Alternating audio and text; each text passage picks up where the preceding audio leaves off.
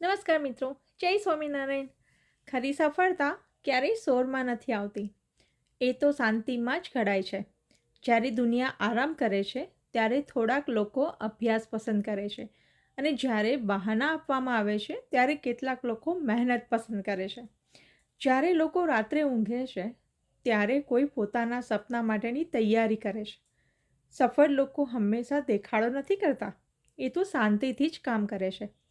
પોતાને દરરોજ વધારે મજબૂત બનાવે છે અને આજે જે કોઈ નથી જોતું એનું એવું ભવિષ્ય ઘડે છે જેને કાલે આખી દુનિયા જોશે. યાદ રાખજો, આરામ આજે મીઠો તો લાગે છે પણ બહાના તમને ત્યાં જ અટકાવી દે છે.